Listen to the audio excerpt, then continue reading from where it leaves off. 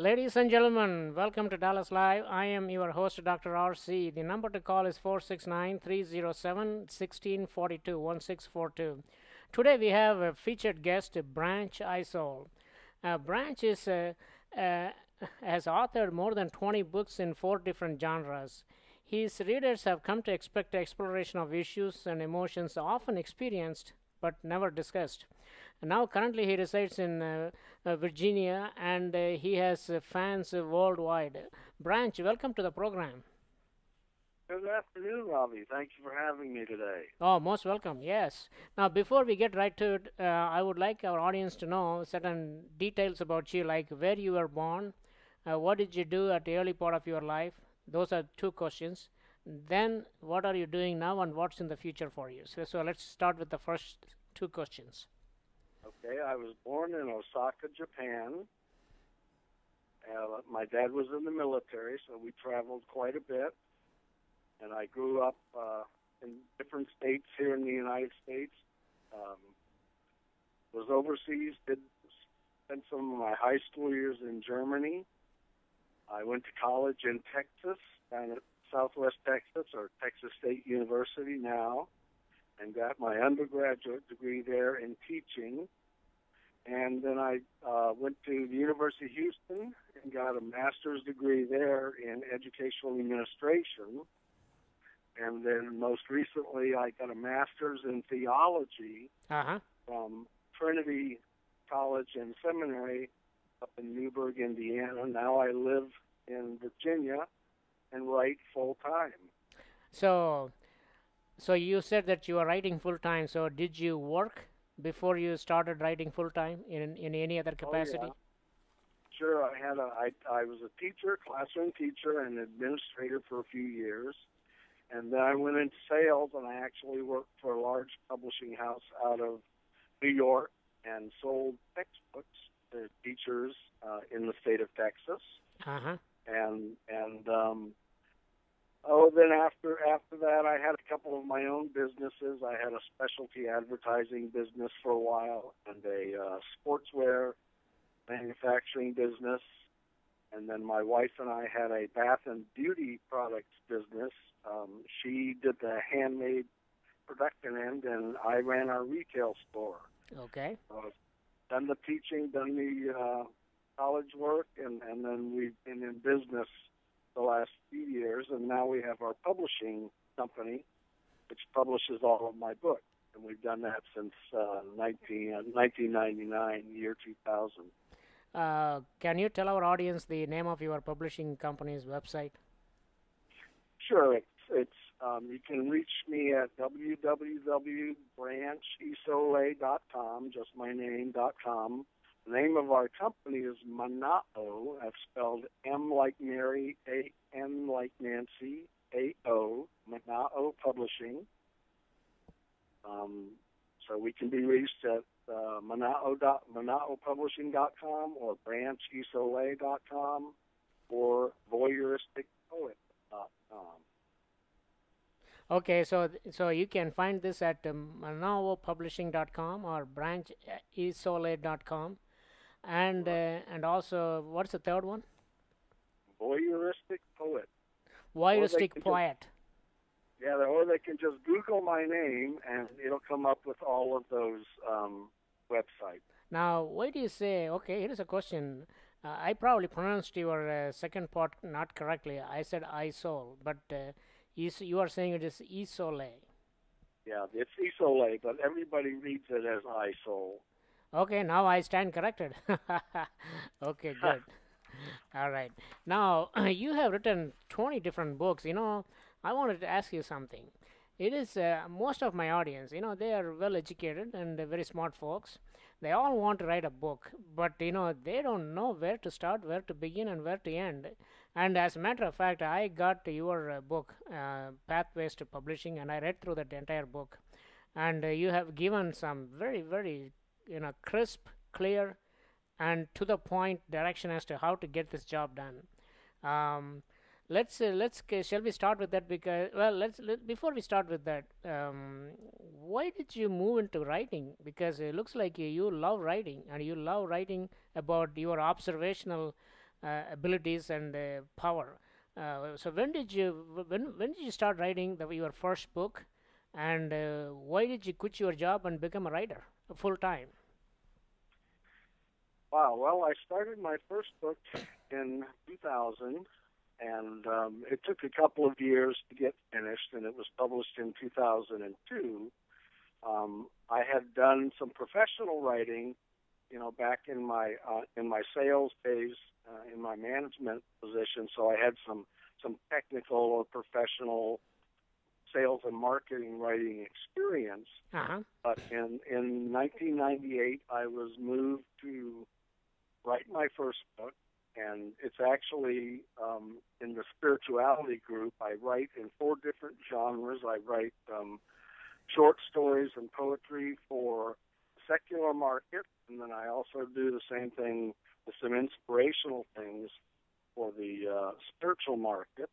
And then I do the nonfiction things like the Pathways to Publishing and Seduction, and another nonfiction spiritual book about finding one's way to grow their spirituality. And that was actually my first book. It's titled God, I Believe.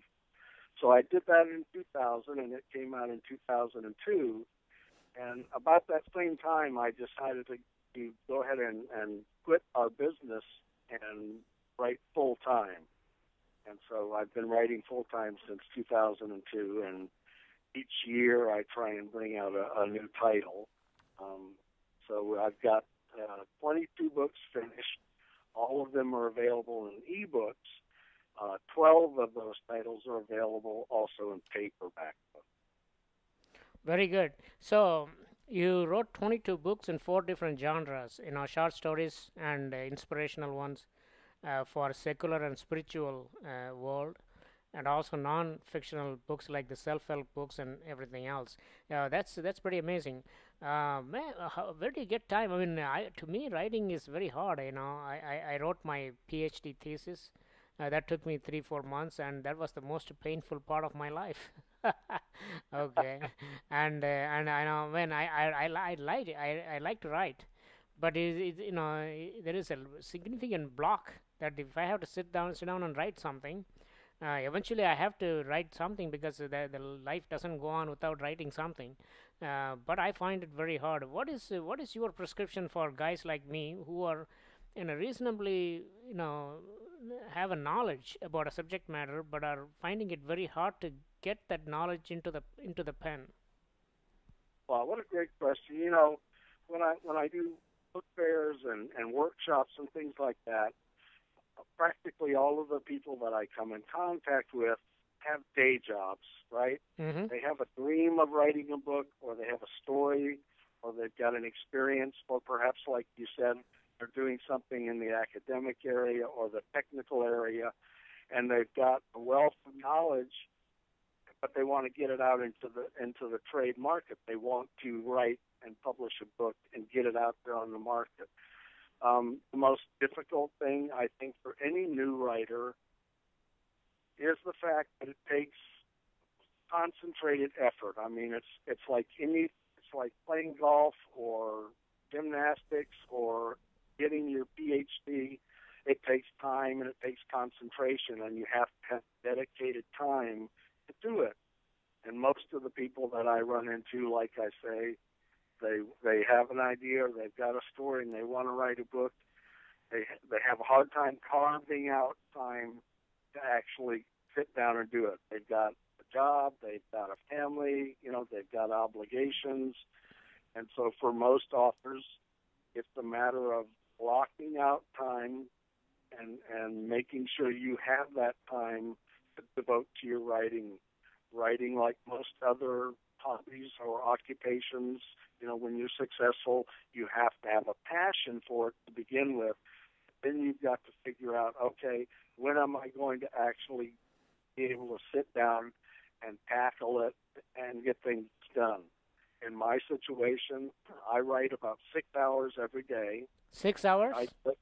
6 hours a day. I do it first thing in the morning. I get up anytime between 3 and 6, and the first thing I do, because it's nice and quiet, I start writing. And I spend about 6 hours writing, and then I take a break and I, get something to eat and do some other things, answer the mail or do my correspondence, and then I'll go back in the afternoon and sit down again and devote another couple of 3 hours, depending on what I've got going, um, to more writing. But you have to remember, as an author, there's writing, and then there's rewriting or editing.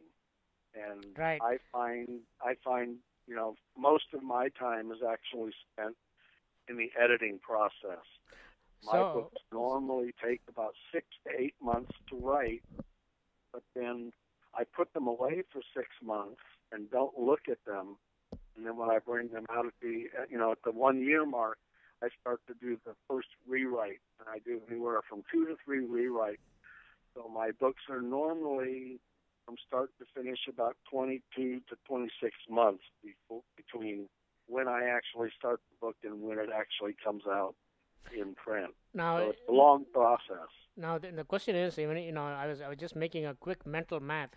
If you are going to write 6 months every day for 6 hours, that's a lot of writing. Now, are you talking about just pure writing, or are you talking about also doing research as to what to write? Is that included in this part, the 6 hours of work? Um, the 6 hours is basically writing or rewriting. I'm always either working on a new book or rewriting, one of the other books. So that's 6 hours of concentrated writing. The balance of my day is spent on research and correspondence and ideas. Like most writers, I get ideas all throughout my day, and I have pockets full of notes of ideas that I've jotted down, and things that I think might fit in, one of the books. So it's sort of an ongoing process. And again, I think that's why so many people have difficulty, because they have a job. If you're working at a full-time job, that's 7 or 8 hours of your day already committed. If you've got a family, you've also Yes. got time committed to them. So Right. so I'm blessed that I have the ability and the time that I need to write. And I think that's what happens with so many people who want to write a book or want to become authors is it takes time, and you've got to have dedicated time. And unless you can, it's very difficult, to finish the process. Okay. Um, So what you're saying is, you just get up there between 3 and 6 a.m. in the morning and start writing. Now, apparently, you don't seem to have writer's block. Now, the writer's block is probably coined by the non-writers who cannot write, apparently, right? And that's one. You don't seem to have writer's block, right? I mean, this is a term that was used by guys who can't write. Now, the creativity is a very important point. You said that, and I was going to ask you this, but you already answered it. That as a creative person, the ideas just don't come between 3 and 6 in the morning. They come throughout the day, correct?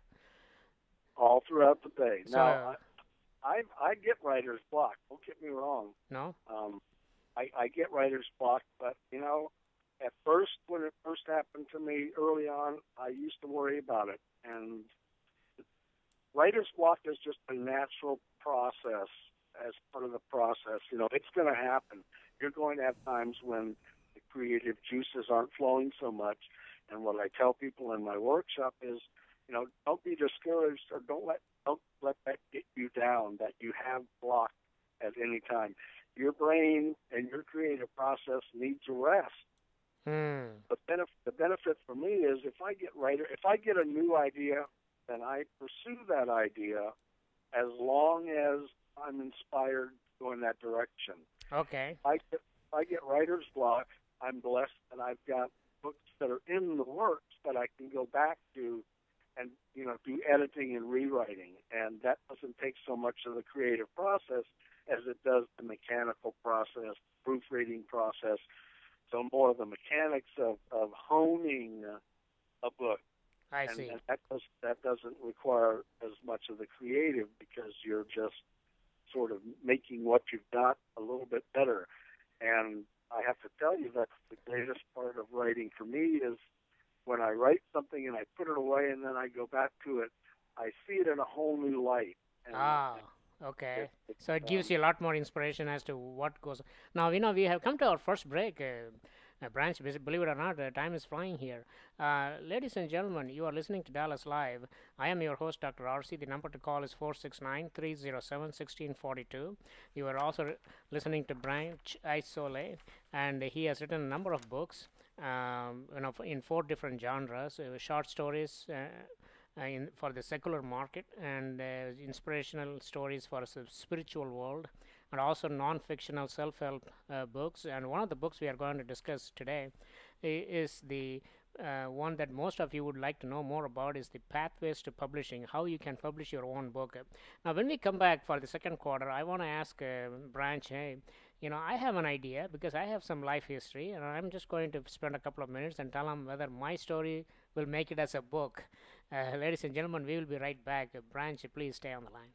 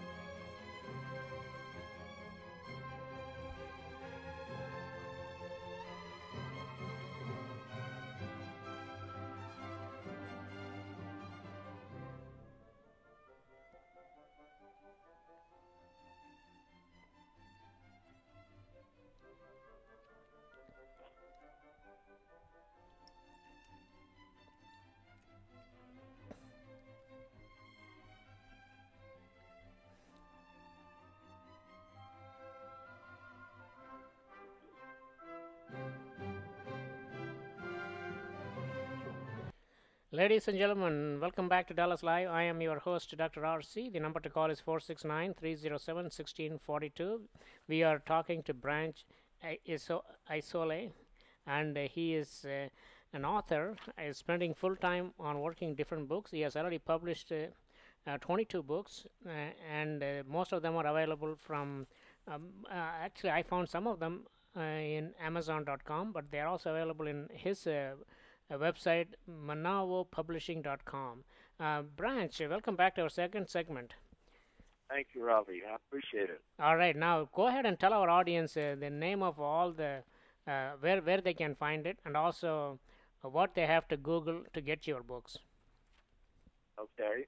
Yeah, like you said, they can find them at my website. They're all listed there. They're also available through Amazon, at Barnes and Noble, through the Apple Store, Books A Million. Most all of the retailers online carry them.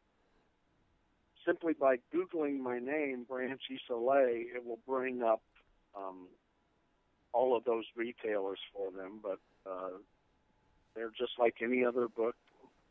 Most of them, all my titles are available right now in ebook form. Like I said, we bring out each book in paperback one a year, primarily because my graphic people for my covers, we have to decide what cover to use for each book, and that's sort of the big hold up on the books. I see. But, yeah, they're all available. Anything that's available in paperback that's out there, I should say anything that we've put out in paperback is available to all those retailers as well.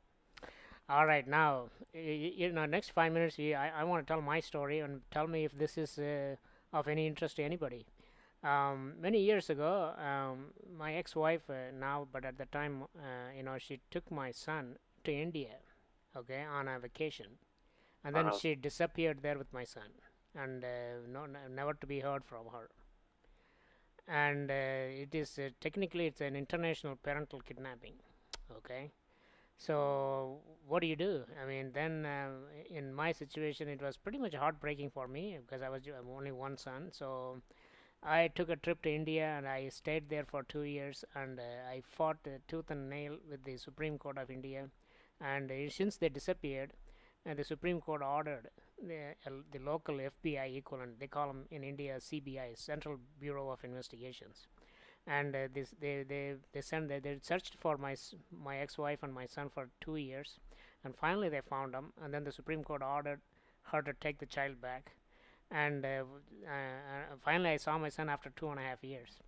He was when he got missed. It was he was 5 years old. By the time I saw him, he was 7.5 years. Now, unfortunately, his mother could not come here with him because in U.S. it's a crime to kidnap a child, even if it is your own child, against court orders. So I brought him back. Now he lives with me. Now this story will make a good story. Yeah, it's a great story. I mean, that's you know, people are often told, "Oh, you should write a book." And a conversation, they'll be at a party or something and relaying some story or some incident, and somebody will say, "Oh, you should write a book. That's a great book idea." And the fact is that everyone who has a story to tell, there's others out there who want to read that. One of the greatest things that's happened to publishing, especially in the self-publishing market, is that the industry is no longer controlled by the big publishing houses.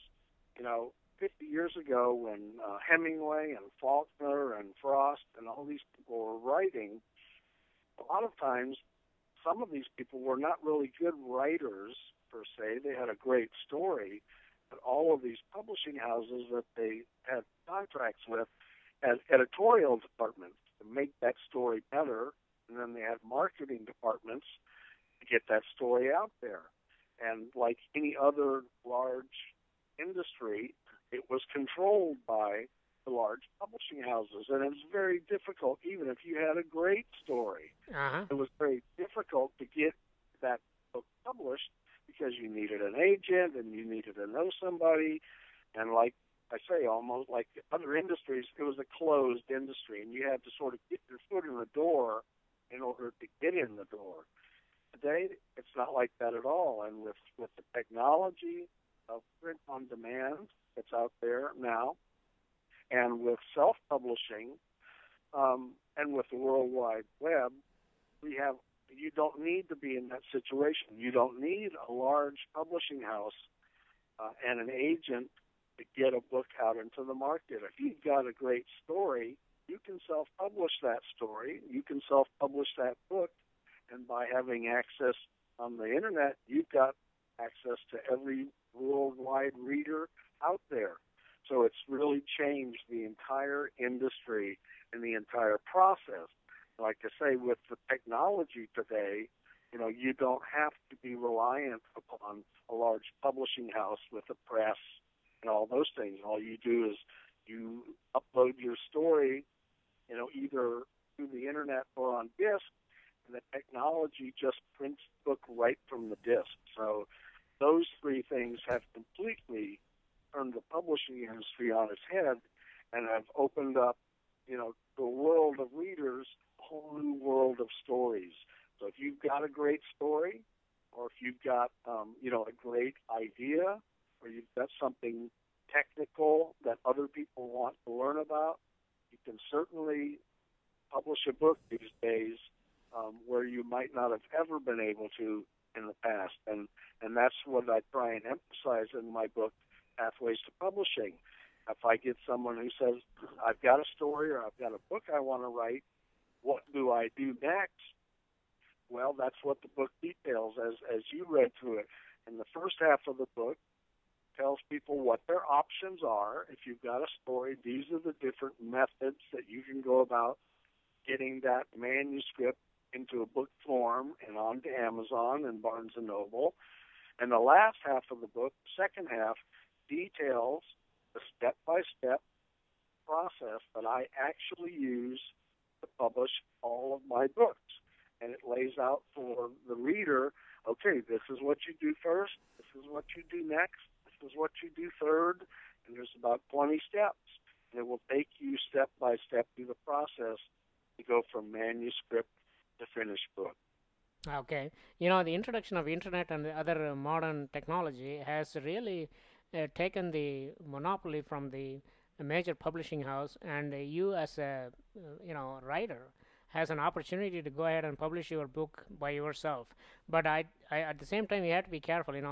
I don't want to give away too much of what the book talks about. So I want our audience to go and buy this instead of just listening to our conversation and try to publish their own book. But one advantage um, that the major publishing house has is their money, and they can do quite a bit of marketing and also do some editing, which I think the marketing and editing part is as critical as it is for the major publishing. It's also for the guy who is going to publish this, but he has to make sure that he has a good editor, either friend, relative, or himself, and also that you have to understand that, tell our audience that the marketing is something that he or she has to do. Go ahead and elaborate on that, please. The pros and cons of the two.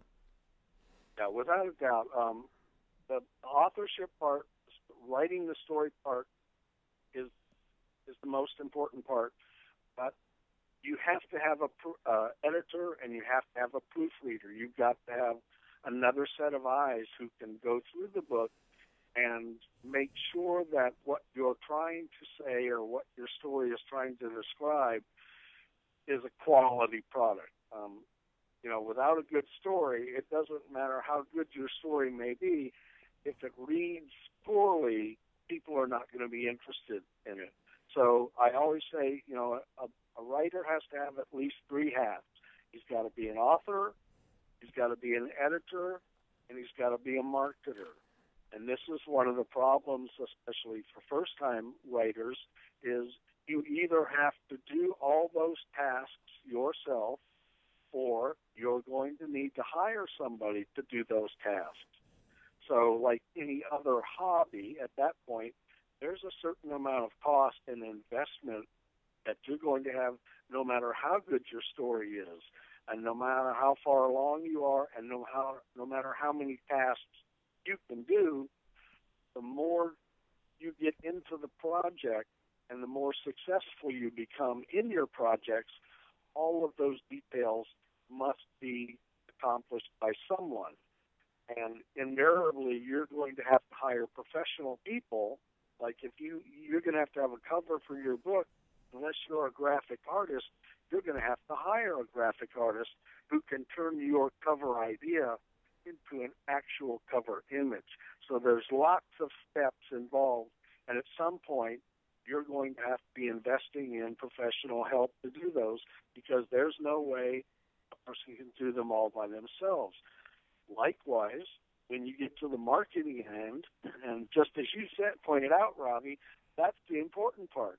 You can have the greatest story ever written, but if you can't get it in front of your target audience and they don't know how to buy it or get a hold of it, you're not going to sell any books. And that's what the large publishing houses, that's the advantage they have. They have contacts within the industry. They have all the contacts with the bookstores and the marketers, and they've got all of the resources, to make those things happen. They've got the money to make those projects go.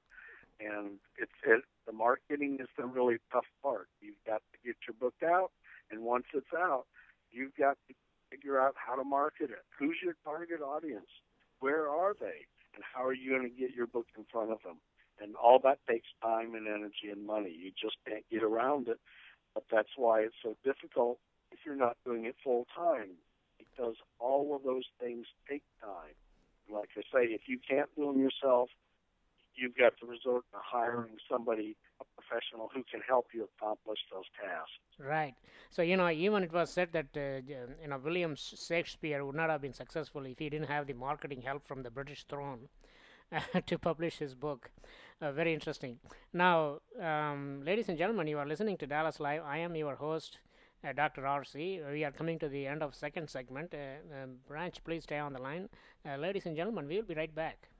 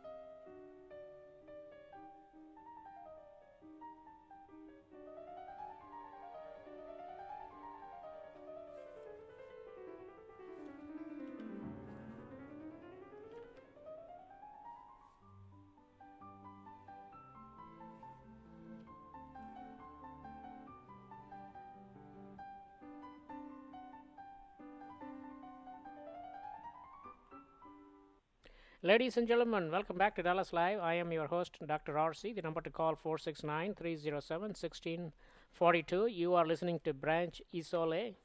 Branch is an author, published as 22 books. Most of them are available as ebooks and paperback format. And he has written books in various genres like secular books, short stories and poetries, inspirational for the spiritual world, and non-fictional self-help books. And one of those books we are talking about is The Pathways to Publishing. If you have very much interest in writing a book, which pathway do you have to take? Now, that brings up my next question. Branch, welcome back to our third segment. Thanks, Robbie. The question I have for you is, how did you publish your first book? Interestingly enough, I published my first book with what's called a vanity press publishing house, and what that is, it's a company which will take your manuscript and do all of the tasks necessary to take it from paper to finished product. And what they do, there's several of them out there. They sort of get a bad rap. They're often called POD or print-on-demand publishers, and the large publishing houses try and derogatorily call them vanity press, meaning you pay them to do the work. The reality is they don't write your book for you, but they will do all of the other legwork tasks which must be done. So you finish your book, you contract with them for all the things that you haven't done. So if you need an editor, they'll do the editing. If you need a proofreader, they'll do the proofreading. If you need a cover for your book, they'll come up with a cover for you. They also do the actual printing. They'll get your ISBN number for you. They'll get your control number from the Library of Congress for you, and they'll get your copyright for you. So all of the tasks that are necessary to go from paper to paperback or hardback book, they're willing to do for a price. And what they do is have a menu of services where you hire them to do whatever task you need to be done that you're not going to do yourself. So my first book, I contracted with a print-on-demand publisher, and I wrote my book, and I did the editing, and we did the proofreading, and I had an idea for a cover, and I uploaded it all to them, and for a price, then they did all of the other things that needed to be done. And when it was done, they sent me back 50 finished copies of my first book. All And, right. and Now, that, the 50 copies of this first book, how many pages this book? What is the book anyway? Let's start with that. so that book was called God, I Believe. It's one of my nonfiction books for people who are looking to increase their spiritual awareness and their spiritual growth in their life. Okay. That book is 216 pages, I believe, and it's a nonfiction book. And so that contract that I had with them, they did Okay, all of now the. no, let's go. Let's back it up a little bit. So you had the manuscript ready, but you did a lot of other things, but normally others may not be able to do. For example, you did the editing, you did the proofreading, you also came up with the idea for the cover graphics. These things you Right. did. All they have to do is to take all those ideas, and then go ahead and print the book and get you 50 copies. Now these 50 copies, how much did they cost you? Well, the entire process cost me $2,500. So basically, it cost $2,500 for 50 books. That's not too bad. That's pretty good. Now, of course, it will go up in price for those 50 books if you have to give it to an editor, because editor's time and a proofreader's time, and also you have to pay somebody for cover graphics. So it may probably double or more. Is that correct? Well, yeah, it's hard to tell because a lot of the length of the book has a determination how many pages it has. Yes. If you have graphics or pictures in the book, that's a different cost. If it's a hardback book, that's a different cost. So you sort of have to decide what your finished product, what you want it to look like, and what it's going to have in it, and that all of those things determine the cost. Now, when I do my workshops, I always tell people if you're only going to write one or two books, then in all honesty, looking for that kind of a company is probably the best value for you. Okay. Most of them, their minimum program, they usually have them. They sell a program, and it'll be gold and silver and bronze and that kind of thing, or pearl and emerald. And each one of those programs does more of those tasks for you. So Okay. I always suggest to people take the very minimal program that you need to do the tasks that you're not going to complete yourself. But Hmm. only do the minimal program you need. You might be able to get a graphic artist locally who can do your cover for you cheaper than they will do it. So Right. you have to pick and choose. But if you're only going to do a couple of books, in all honesty, normally their low programs run about $500, and then they go up from there normally to about $3,000, depending on what you can do. Ravi, this is one of the reasons I wrote my book, Uh huh. is because I put down there all the tasks that have to be done and where you can do it yourself. So for $10 for my book or $6 for the ebook version, you can get all of those steps laid out for you and not have to pay the $500. You get all the tasks done yourself. You get your copyright. You get your Library of Congress number. You get your ISBN number. If you do all those things, then you don't have to pay them to do it. And by doing those things, if you follow the step-by-step process in my book, then all you need them to do is actually do the publishing of the book. So you buy the least expensive program they offer, and you do all your own legwork, and they simply become your printer, and you upload the book, they print the book, and then they send you back, 5 copies or 10 copies to get you started. The Yes. great thing about the technology today is they can print one book at a time. So you're not locked into having to warehouse, 100 or 250 or 500 books that you've got to keep in your garage. Um, the technology has made everything much easier. You have to know the steps to take. But again, if you're only going to do 1 or 2 books, it's actually going to be more cost effective for you to pay them to do it than the time it's going to take for you to do it yourself. Now, if you're in a situation like I'm in where you're writing multiple books, then it becomes more cost effective to actually do it yourself and self-publish yourself. I said that first book cost me $2,500, 50 books. Now my last book that just came out in May cost $375, and that was for everything. So I've cut my costs down about 85%. Well, that is unbelievable. Of course, you have been doing this for a while. For our audience, I would say that in order for them to find out where to get the ISDN number, Library of Congress number, and the copyright and the barcode that comes underneath these numbers and all these other details, they should just go ahead and buy that book, because the investment that they're going to make, pathway to publishing, is $6. They can't miss this. If they want to write a book, they should just go through that book and find out where they can do all these various things that they can do it themselves without paying money for a vanity press. Now, you said that the big publishing houses say that the print on demand (POD) is derogatory. Now, print on demand meaning what? They print only when the paperbacks are printed only when there is a demand. Can you explain that to Well, our audience?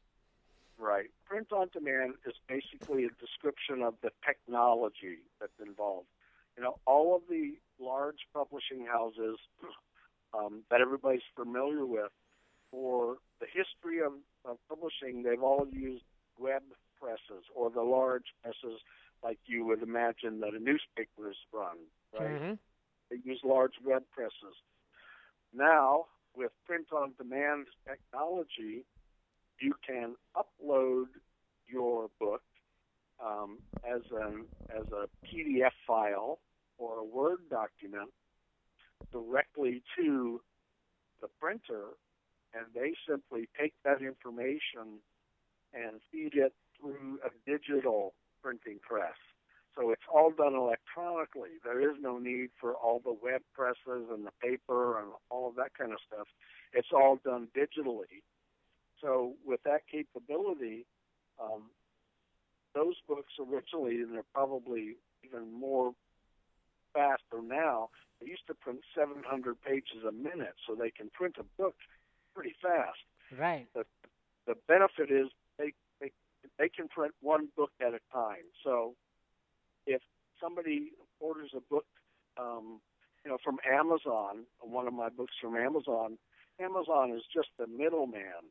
What they do is they contact my printer, and he prints one book, and he ships that to Amazon, or ships it actually to whoever Amazon tells him is the recipient, and it goes right to the reader.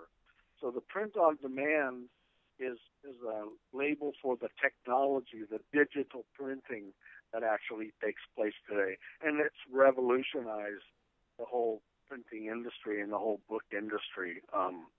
So that's what print on demand is. It's, as I said before, the industry has tried to give self-publishing sort of a bad rap by calling it print on demand.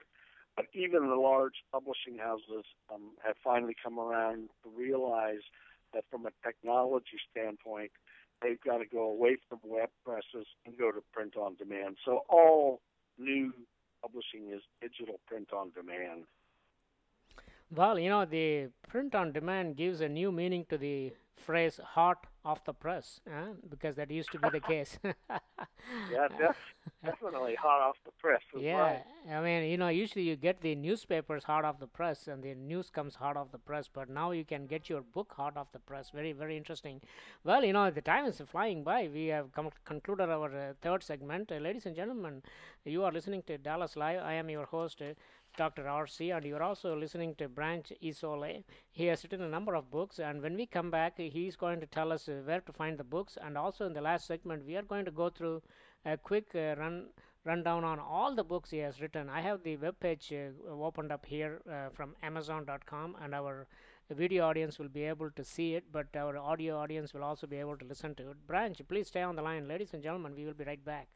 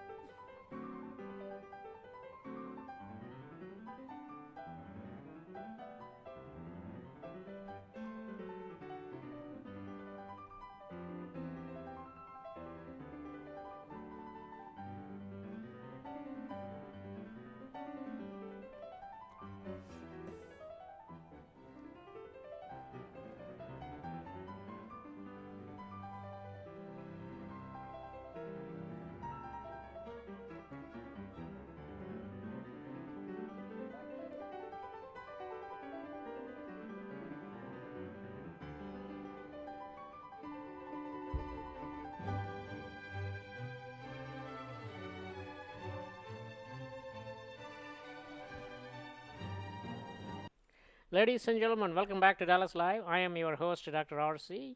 The number to call is 469-307-1642. You are listening to Branch Isole. Branch is an author. Branch, let's welcome back to the last segment. Thank you, Ravi. Okay, now there are a number of books you have written, and in this segment, we will go through each of these books. I just pulled out the Amazon.com website. Our video audience are able to see it. Now, let's start with the first one. Now, the first one is a very interesting title. It says Barking Geckos. Now, tell us about this book. Well, Barking Geckos is one of my poetic prose series books. It's a collection of short stories written in poetics, and it was actually the first poetry book that I wrote back in 2002. Um, Barking Geckos is sort of the opening group of stories for this whole series, and all of these books pertain to adult issues and emotions that we all experience at one time in our lives, or we know someone in our family, or perhaps a coworker who's gone through these same kind of issues, and it's basically to help people realize, first of all, you're not alone. You're not the only one who's gone through this, and there is a light at the end of the tunnel. So these are all these are not autobiographical stories, but they're all sort of true life stories that people can identify with. Okay, very good. The another book that I see that there is a spinning top. It says the turn of a phrase, pivotal positions in poetic prose. This one was not, all the other books I noticed is available as a Kindle edition. This one it says in Amazon as a paperback. Now, this turn of a phrase, is that available also as a Kindle version? Yes. Now it is, huh? yeah, anything that they're all available in ebook format, Ebook, but okay. yeah, there's only a dozen that are out in paperback right now. All right, now what is this book about? Turn of a phrase, pivotal positions in poetic prose. I mean, that's a tongue twister there. Well, all of these books in this whole series, in the poetic prose series, Yeah. Turn of a Phase, Saccharin and Plastic Band-Aids, Seeds of Monao, Reflections on Chrome, Postcards from the Line of Demarcation. All of these have the same themes in them. They're about these adult issues and emotions that we go through. And the thing about them is not they all have sort of an eclectic approach. So you're going to read about different emotions in each book, but perhaps set in a different setting. It might be from a child's point of view. It might be from a female perspective. It might be, a struggle that a teenager has had. So that whole series, and the poetic prose series, each book has 52 different short stories in it. Hmm. I was noticing something very interesting. Many of these books were published in the month of September, October, November of 2010. So you had a lot of these books written up, and ready to be published, and then you were doing your editing and going over the proofreading, etc., and then finally they all came out at one shot. Well, as I said before, the writing is ongoing. The big hang up is normally the covers. Once I get a book finished, we put it away and then try and come up with an appropriate cover that will be visually attractive and it will sort of set the stage for the theme of the book. It just so happened that in 2010, I had one of each of the different genres come out. I had the Pathways to Publishing came out for the publishing market, for the self-publishing market, and Turn of a Phrase came out as the next book in the series for the poetic prose. Um, and then one of the other books in the erotica group came out the same year. So it just sort of depends on when we get all of the covers finished and when they're submitted to the printer. Oh, okay. So something interesting you just said. Just tickled my fancy. You said that you spend a lot of time making sure. I see those covers are very nice. You spend a lot of time trying to come up with the right cover. So apparently, you believe in judging the book by its cover. No, actually, not at all. But Okay. the book has to be attractive enough to catch somebody's eye and catch their attention, Uh huh. and then it's got to have some kind of feel to it, I believe, Uh huh. so that when the person opens the book, especially with the poetic prose series, because all of those short stories are either 1 or 2 pages, so they're real quick to read, and flip through. Somebody can open the book and flip through, and the theme of the book or something in the story needs to, have some connection to whatever that cover is, so that the person goes, "Oh, I see." So they read it, they get it in their mind, they've seen it with their eye, they've seen the cover, and it starts to make a connection, because all of those stories, the whole point is to make a connection and an emotional impact with the reader, so that they can say, "Gosh, I didn't think about that," or "I never realized that." As I say, I'm talking about a lot of adult issues here Right. that a lot of people experience but don't often want to talk about. Okay. There's So the a three. lot of Yeah. Go ahead. just a lot of things that people hold inside. There's a lot of hurtful things as well as a lot of joyful things, but they're all things that we experience at some point in our lives.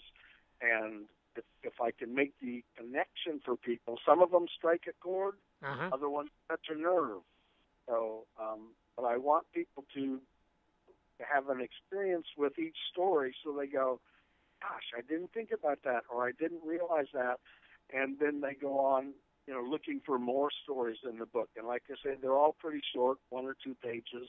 A couple of them are longer, but something that the reader can pick up and real quickly read 2 or 3 stories and go, gosh, now I have a better idea of what the cover meant.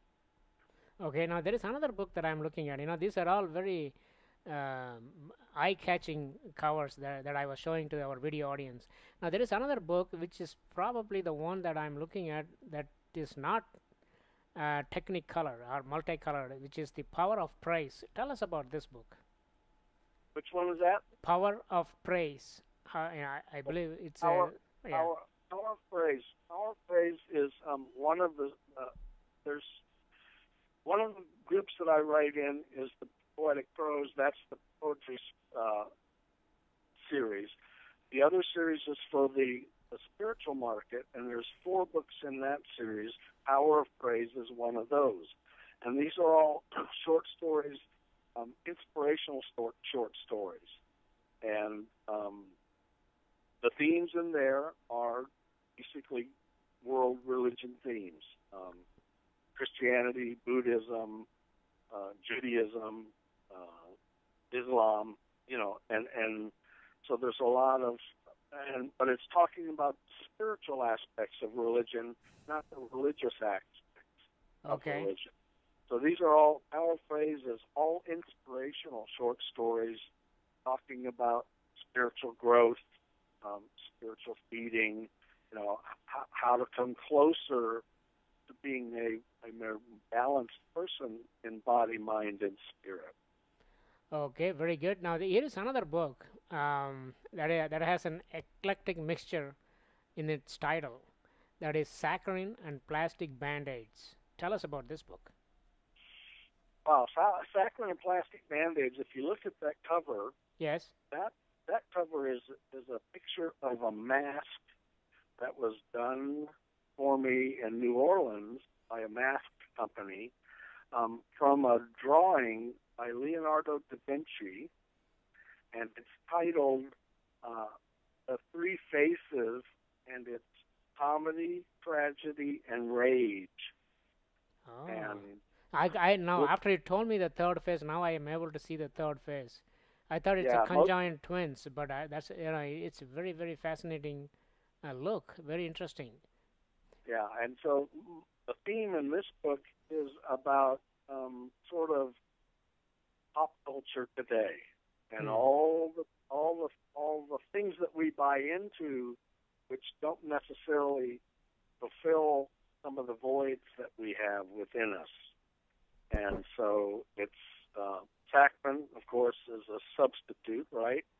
And plastic Band-Aids. So it's about all the things that we think are going to make us happier people, when in reality, most of them are just Band-Aids for the moment, and they don't really touch us inside. They deal with the superficial, but they're not helping us grow as people. So right. that's So sort of the theme. Very interesting. Now the next one is one of your famous book, I would imagine, Seduction. When did you write it, and what does it talk about? Well, Seduction is a nonfiction book that just came out, and it's actually, I wrote it for men who want to become better lovers. Yeah, don't we all? My goodness, yes. Yes. It looks at, it's a nonfiction book, so it's not, but what it does is it helps men to realize there's more to relationships and more to sexual relationships than just genital sex. Uh-huh. And so what it does, it talks about some of the famous or infamous romantic Lotharios of history, Casanova and Don Juan, and some of the techniques that men can use to become better lovers. Every man thinks he's a great lover, but it's the women who he's with who actually know whether or not he is. Right. And we all like to think that we're good lovers, but are we great lovers? So this book talks about techniques, gives some clinical instruction of how and why women respond the way they do. And the Now tagline, one thing about this book I noticed, it's in a brown bag.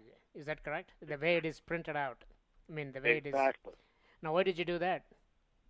Well, um, it, some things should be kept in a brown paper bag. That's it exactly. You got it. So naturally, it has to. A subject matter like this, you have to have a degree of suspense. Very, very good. Well, we have come to a conclusion of our program, Branch. So before we close this program out, could you go ahead and tell our audience the websites and bookstores where they can find all these books one more time? Sure, Robbie, thanks so much. If they just Google my name, Branch Isole, or they can go right to my website, branchisole.com, or all the books are available from Amazon, the Apple Store.